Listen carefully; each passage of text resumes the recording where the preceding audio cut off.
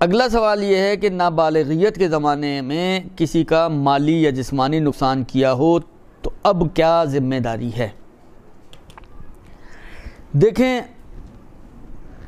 نابالغی میں انسان سے حقیقتاً بہت سارے اشتباہات اور غلطیاں ہوتی ہیں. کبھی اسکول کے زمانے میں کسی کی چیز اٹھا لی، کسی کا کچھ کھا لیا، کسی کو مار دیا، دھکا دے دیا، وہ گر گیا، گھٹنا چھل گیا.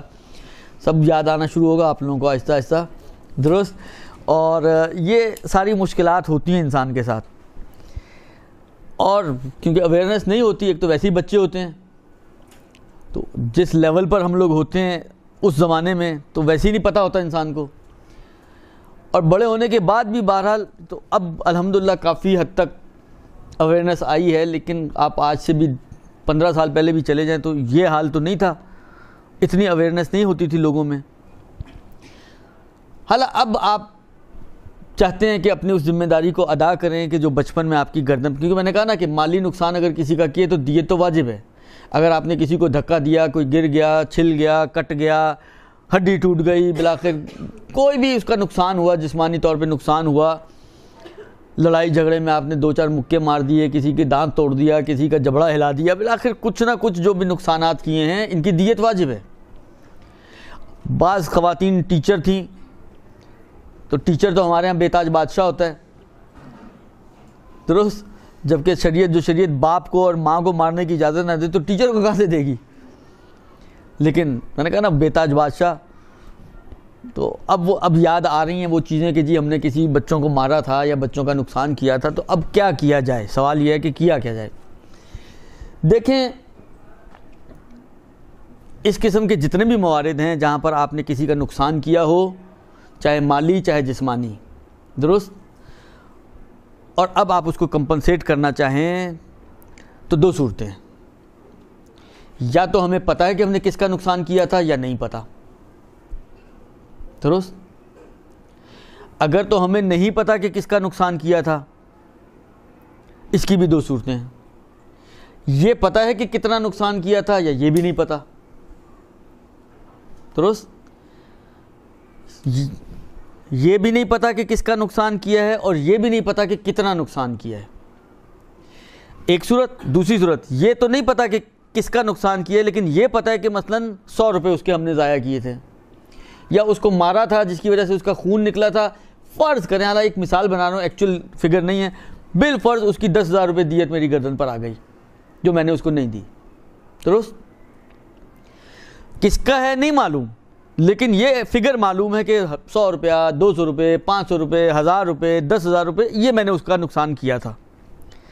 تو اس صورت میں اگر اس شخص کے ملنے سے بھی ہم مایوس ہوں، صحیح ہے، نہیں معلوم، لیکن بعض اوقات ہوتا ہے کہ ڈھونڈیں گے تو پتہ چل جائے گا.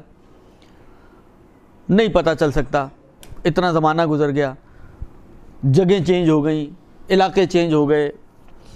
تو ایسی صورت میں اس پرٹیکولر مقدار کو کہ جس کا علم ہے آپ کو، لیکن یہ علم نہیں کہ کس کا تھا، اس پرٹیکولر مقدار کو آپ پر ضروری ہے کہ آپ حاکم شرع سے، یعنی مجتہد جامع شرائع جس کی آپ تقلید کرتی ہیں، ان سے آپ اجازت لے کر اتنے مال کو مالک کی طرف سے صدقہ کر دیں. مجہول المال کا مسئلہ پتہ نہیں یہیں پہ آیا تھا یا کسی دوسری کلاس میں آیا تھا. یہ مجہول المال کہلائے گا، اور اس مال کو مجتہد سے اجازت لے کر صدقہ کرنا واجب ہے. یہ ایک فرض کہ ہمیں نہیں معلوم کس کا تھا لیکن یہ معلوم ہے کتنا تھا. دوسرا فرض، یہ تو نہیں معلوم کس کا تھا لیکن، اور یہ بھی نہیں معلوم کہ کتنا تھا، لیکن اتنا اجمالی طور پہ معلوم ہے کہ بہرحال بہت شریف تو نہیں تھے ہم، درست؟ تو نقصان تو ہم نے کیے ہیں. آتے ہیں بعض لوگ، آغا صاحب وہ جس زمانے میں ہم بچے تھے، محلے میں رہتے تھے، وہ کیریاں توڑ کے کھائی ہوئی ہیں، یا مثلا پتہ نہیں اس قسم کی جو حرکتیں بچے کرتے ہیں. کسی کے گھر میں باداموں کا درخت ہے تو بادام توڑ کے کھائے ہوئے ہیں. اب کیا کیا جائے؟ تو یہ معلوم ہے کہ یہ بھی نہیں معلوم کہ کس کا تھا اور یہ بھی نہیں معلوم کہ کتنا تھا. اس صورت میں بہرحال اگر یہ تو معلوم ہے کہ نقصان کیا ہے لیکن کتنا نہیں یہ معلوم، تو اتنا آپ کو بہرحال صدقہ کرنا پڑے گا کہ جس میں آپ کو یہ اطمینان ہو جائے کہ جو میری گردن پہ تھا وہ ادا ہو گیا.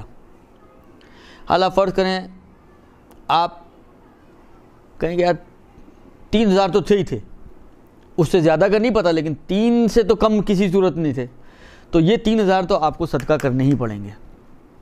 درست؟ یہ ہو گئی 2 صورتیں. بس یہ وہ صورتیں ہیں کہ جہاں پہ ہمیں نہیں معلوم کہ شخص کون تھا. دوسری صورت یہ تھی کہ یہ معلوم ہے کہ شخص کون ہے.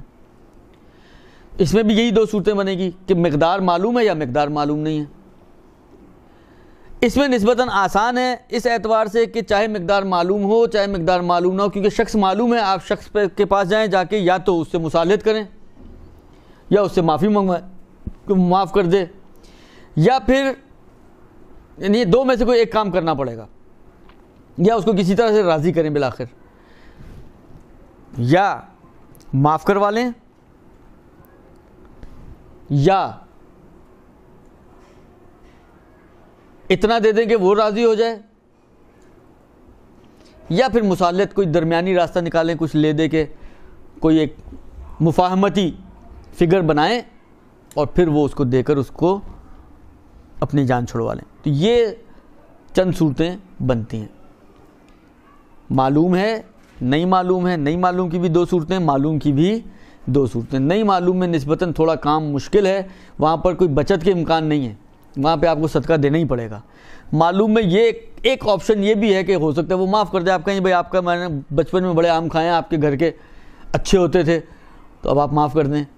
ہو سکتا ہے کوئی معاف کر دے، کوئی کہے نہیں جی تم نے بڑا نقصان کیا تو یہ پیسے بھرو، پیسے بھرنے پڑیں گے. خلاصہ یہ کہ اس میں ایک آپشن بہرحال یہ ہوتا ہے کہ آپ کو معافی مل جائے اور آپ کی جان بغیر کچھ دیے ہی چھٹ جائے. یہ نابالغی کے زمانے میں کی گئی حرکتوں کا نتیجہ. برحمتک یا ارحم الراحمین وصلی اللہ علی محمد وآلہ الطاہرین.